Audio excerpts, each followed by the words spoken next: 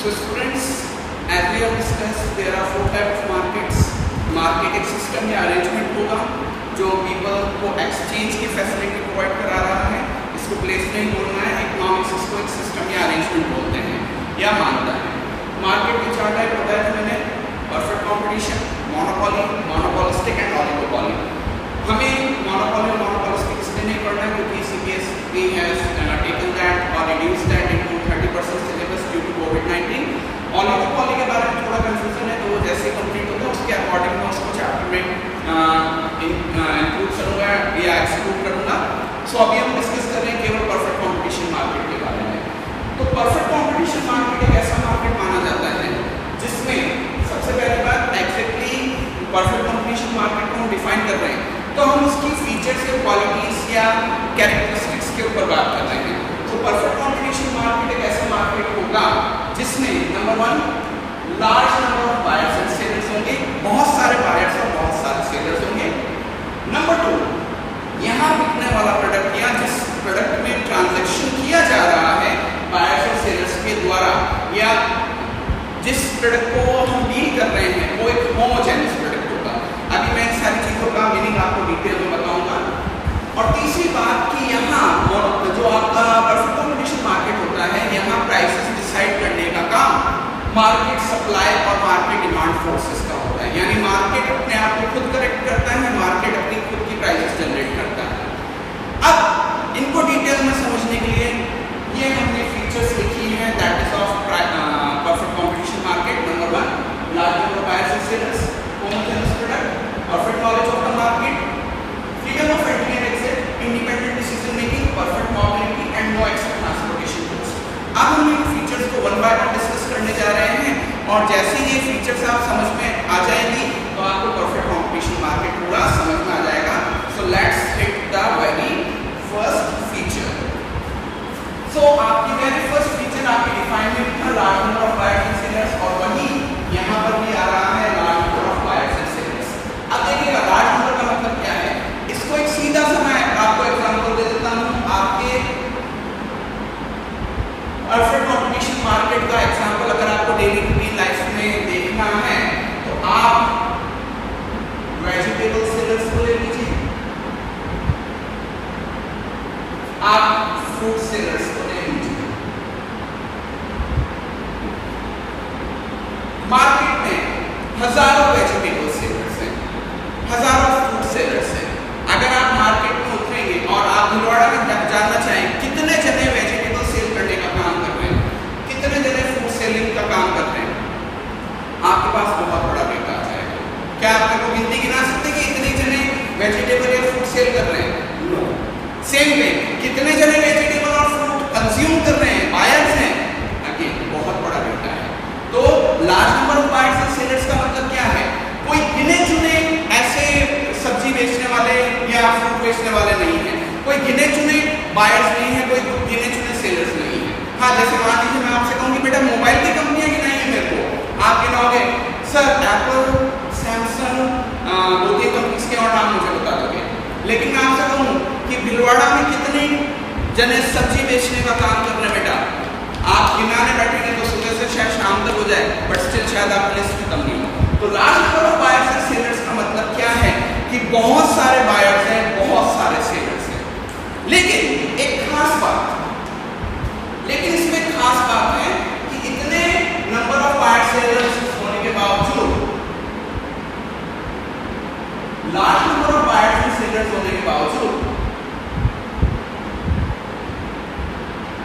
all buyers and sellers are of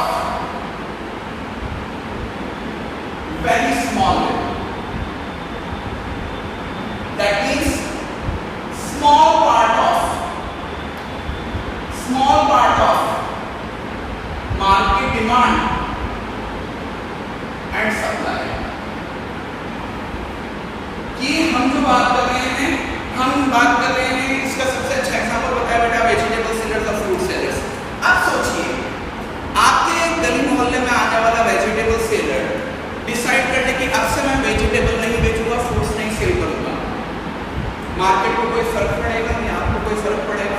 भाई तू नहीं बेचेगा तो कोई दूसरा आ जाएगा।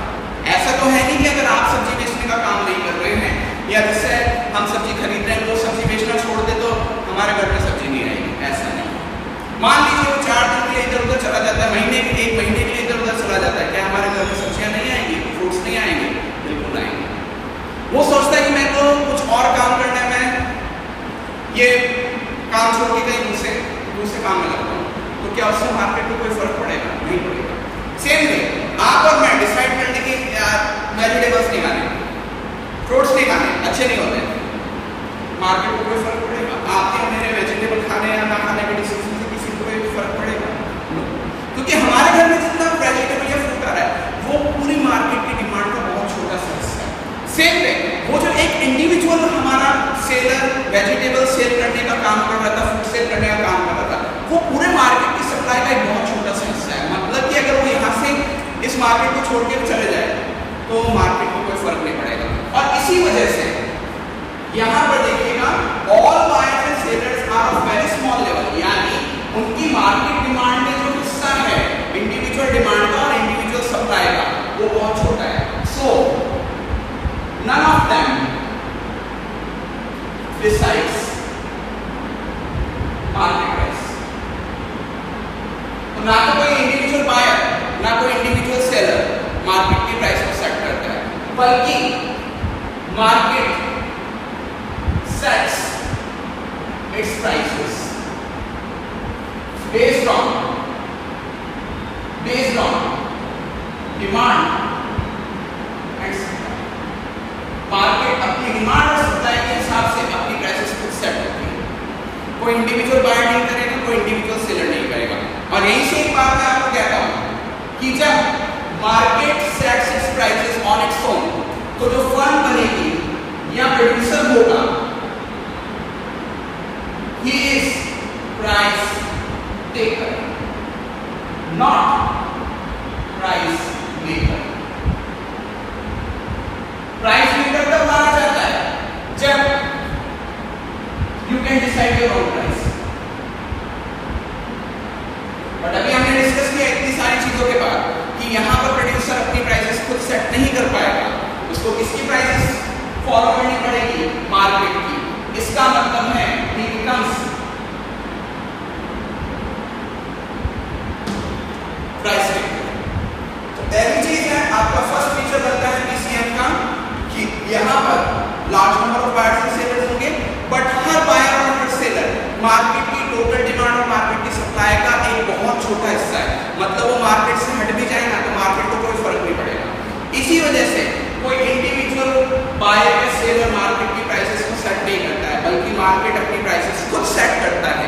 और अगर मार्केट अपनी प्राइसेस खुद सेट कर रहा है तो यहाँ पर फर्म या प्रोड्यूसर प्राइस टेकर बनेगी, not price maker. Price maker firm तब बनती है जब फर्म अपनी प्राइसेस सेट करने के लिए खुद फ्री होती है, बट ऐसा नहीं हो सकता है। अभी हम आगे और बढ़ रहे हैं तो आपको ये चीजें और समझ में आएंगी। Okay, second important feature is homogeneous product. अब देखिएगा आपने देखा होगा कि जितने भी सब्जी वाले होते हैं या मार्केट में जितने भी वेजिटेबल सेलर्स हैं, फ्रूट सेलर्स हैं, उनका मार्केट में कोई ऐड नहीं आता या कोई वो प्रचार नहीं करते कि आपके टेलीविजन पे सुबह सुबह आप टीवी देख रहे हो और अचानक से ऐड आता है और आप अरे मम्मी ये तो अपना वही सब्जी वाला जो अपनी गली में आता है, अरे ये एडवर्टाइजमेंट कर रहा है कि हमारे यहाँ फ्रेश सब्जियां मिलती हैं, हमारे यहाँ फ्रेश वेजिटेबल्स मिलती हैं, ऐसा कुछ नो। क्योंकि आप जो सब्जी बेच रहे हैं या वेजिटेबल बेच रहे हैं, दूसरा फ्रूट सेलर भी या दूसरा वेजिटेबल सेलर भी बिल्कुल उसी क्वालिटी की सब्जी बेच रहे हैं। एक एग्जांपल के तौर पर सोचिए, मान लीजिए आपकी मम्मी ने आपको पैसे दिए और कहा कि इस सब्जी वाले से जाके ये वाली सब्जी लेके आ जाए। आप उसके पास नहीं गए, आप दूसरे के पास गए और वही सब्जी लेके आ गए। क्या मम्मी पहचान पाएगी कि नहीं तू इस सब्जी के वाले के पास नहीं गया, तो दूसरी सब्जी वाले के पास गया है और वहां से आर्टिकल लेके आया है? क्योंकि कोई ब्रांड मार्केटिंग नहीं है। जैसे वेजिटेबल एक सब्जी वाला दे रहा है वैसे ही वेजिटेबल दूसरा दे रहा है।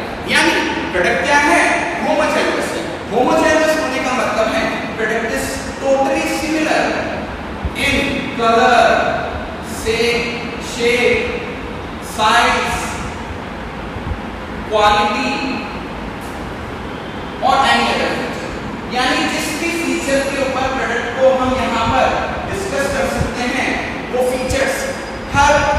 प्रोड्यूसर के प्रोडक्ट में सेम आ रही है। मैं आपको बता रहा हूँ, आपकी मम्मी कहीं जज नहीं कर पाएगी कि आप इस वाले सब्जी वाले से ये सब्जी लेके आए हो दूसरे वाले से, इससे फ्रूट लेके आए हो उस वाले से, क्योंकि कोई मार्किंग तो है नहीं। ऐसा तो है नहीं कि हर सब्जी वाले ने अपनी कोई ब्रांड मार्किंग या कोई ऐसा टप्पा या ट्रेडमार्क लगा रखा है जिससे प्रूव हो कि ये वहां से खरीदा गया है। तो यहाँ पर होमोजेनस प्रोडक्ट मिलता है, और होमोजेनस प्रोडक्ट होने की वजह से बेटा एक इंपॉर्टेंट काम होता है यहाँ पर, नो एडवर्टाइजमेंट। इस मार्केट में किसी भी टाइप का एडवर्टाइजमेंट नहीं किया जाता। और एक चीज और, क्योंकि सबका प्रोडक्ट सेम है तो market prices remain same and constant. पूरे मार्केट में मार्केट प्राइसेस, उस प्रोडक्ट की प्राइस कांस्टेंट रहेगी और सेम रहेगी। जितने में ये सब्जी वाला प्रोडक्ट बेच रहा है उतने में ही दूसरे सब्जी वाले को वो सब्जी बेचनी पड़ेगी। और अगर वो ऐसा नहीं करता है तो हम उस सब्जी वाले के पास नहीं जाएंगे due to homogenous product feature. Third is एक और इंपॉर्टेंट फीचर आ रही है, that is called perfect knowledge of the market. तीसरे नंबर की फीचर है परफेक्ट नॉलेज। इस मार्केट में अज्यूम किया जाता है कि all buyers and sellers know about homogenous product. अब मैंने इसकी फीचर पढ़ी, ये असम्पशन मानी जाती है कि इस मार्केट के हर बायर और सेलर को पता है कि पूरे मार्केट में एक जैसे ही प्रोडक्ट बेच रहा है। मतलब जैसे आलू किस सब्जी वाले के पास है वैसे के वैसे आलू दूसरी सब्जी वाले के पास है। जैसी सब्जी ये वाला सब्जी वाला बेच रहा है वैसी ही सब्जी दूसरी सब्जी बेचने वाला बेच रहा है, यानी प्रोडक्ट होमोजेनस है। पहली चीज ये। दूसरी इंपॉर्टेंट नॉलेज जो मानी जाती है सबके पास है, ऑफ मार्केट प्राइसेस, कि मार्केट में क्या प्राइसेस हो रही है। आपने कई बार देखा होगा अपनी मम्मी को बार्गेनिंग करते हुए सब्जी वाले के साथ कि सब्जी वाले ने भाव बताया कि मैम 10 रुपए पाव, 8 रुपए में वहां सब्जी वो दूसरा सब्जी वाले दे रहा है, हमें लूट रहे हो। ये आपने देखा होगा। ये हम उसको इसलिए कह सकते हैं क्योंकि कहीं ना कहीं हम मार्केट जा रहे हैं तो हमें आइडिया रहता है। हाँ, आप कहोगे तो हो सकता है आपको गलत भाव बता दो और ऐसा भाव बता दो जिसमें सब्जी वाला आपको कहे कि आप रहने दो, लेकिन आपकी मम्मी जिसको मार्केट की बार बार नॉलेज है, जो बार बार ट्रांजेक्शन कर रही है, तो उनको आइडिया रहता है कि मार्केट में क्या प्राइसेस चल रही है। तो यहाँ पर दो तरीके की परफेक्ट नॉलेज मानी जाती है। एक तो ये कि सभी बायर्स और सेलर्स को पता है कि होमोजेनस प्रोडक्ट बिक रहा है, और दूसरी ये कि मार्केट में क्या प्राइसेस चल रही है उसकी नॉलेज सबके पास है।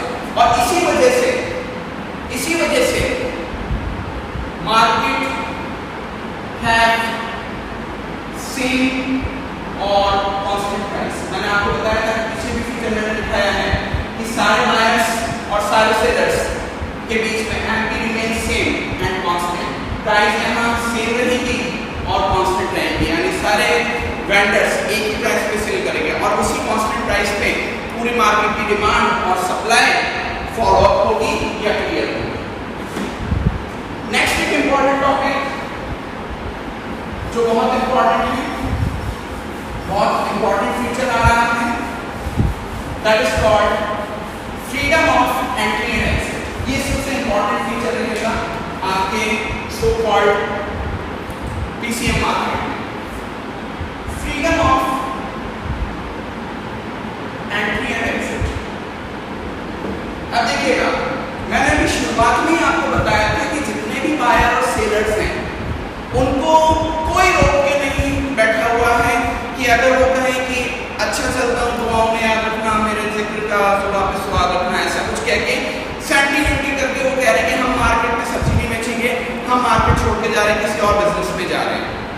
क्या आपको लगता है कि सेलर्स दूसरे सेलर उनको रोकेंगे कि मत जाओ, अभी ना जाओ छोड़ के, कि दिल अभी भरा नहीं? बिल्कुल नहीं। या जितने भी बायर्स हैं वो ऐसे कहेंगे कि तुसी जा रहे हो तुसी ना जाओ, ऐसा नहीं होगा।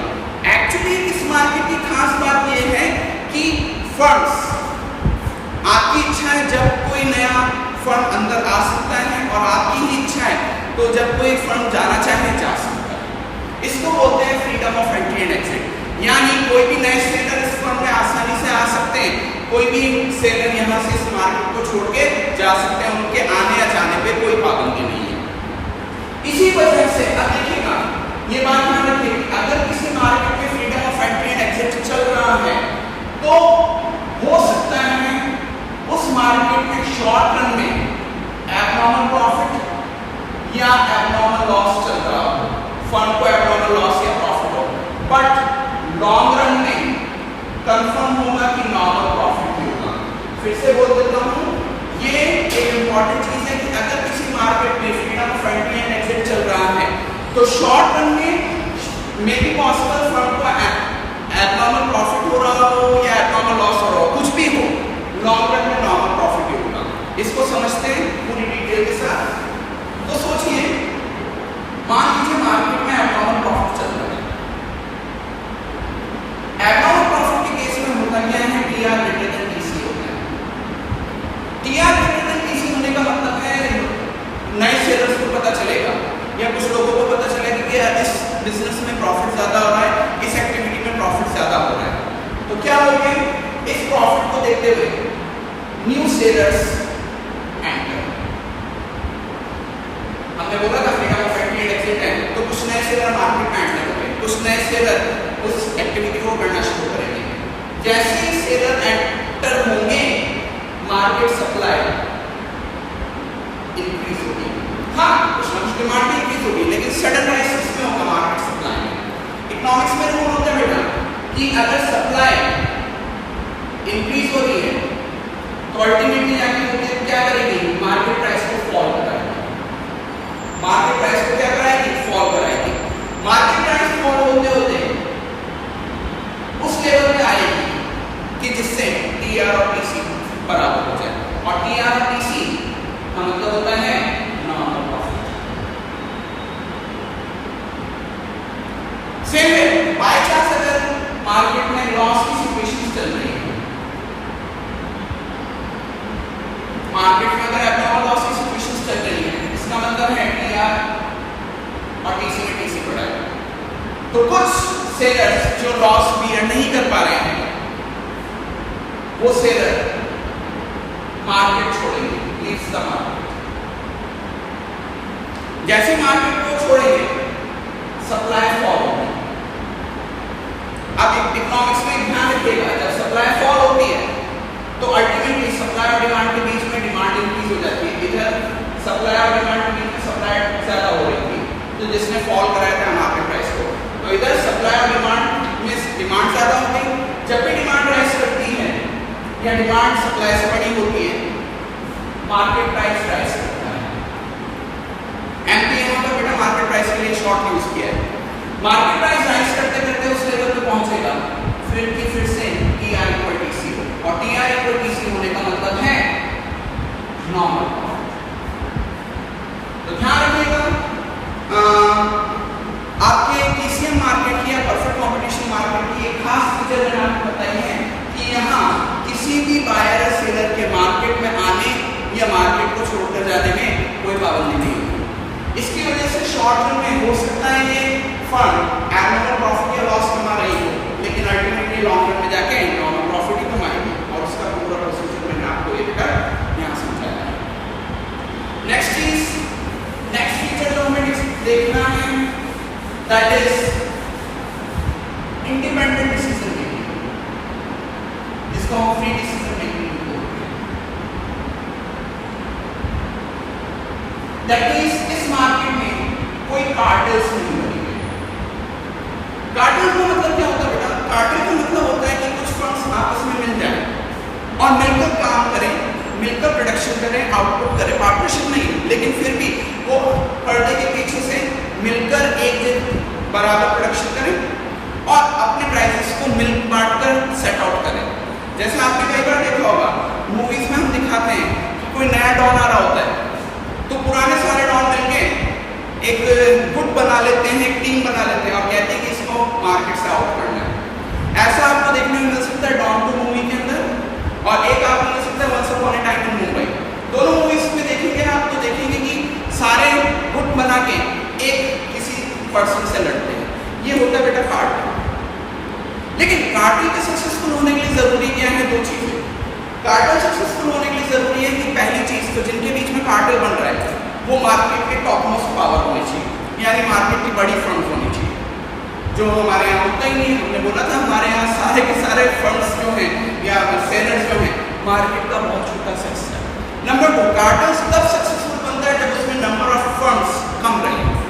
तो हम बात कर रहे हैं एक हमारे परफेक्ट कंपटीशन मार्केट की, जिसमें हमने बोला था large number of buyers and sellers, बहुत सारे बायर्स एंड सेलर्स हैं और उनमें से हर बायर और सेलर मार्केट का एक बहुत छोटा सा हिस्सा है, तो इनके थ्रू मार्केट में कार्टेल नहीं बन सकता। मतलब ये मान लीजिए कि इस पूरे मार्केट को अगर हमें संभालना है ना तो इतना बड़ा कार्टेल चाहिएगा जिसमें कम से कम 10,000 या अराउंड 1 लाख वेजिटेबल सेलर मिलता है, तो तब जाके आपका कार्टेल सक्सेसफुल होगा। लेकिन इतना बड़ा कार्टेल फिर वर्कआउट नहीं कर पाएगा, इसलिए इस मार्केट में कार्टेल्स नहीं बनते हैं और इंडिपेंडेंट डिसीजन मेकिंग होती है। नेक्स्ट फीचर है परफेक्ट मोबिलिटी। देखिएगा परफेक्ट मोबिलिटी का मतलब यहाँ पे ये है कि फैक्टर इनपुट्स और सेल, इसके अलावा जितने भी हमारे बायर्स और सेलर्स हैं उनका किसी के साथ कोई कॉन्ट्रेक्चुअल एग्रीमेंट नहीं है कि हम आपसे ही बाइंग करेंगे आपसे ही सेलिंग करेंगे।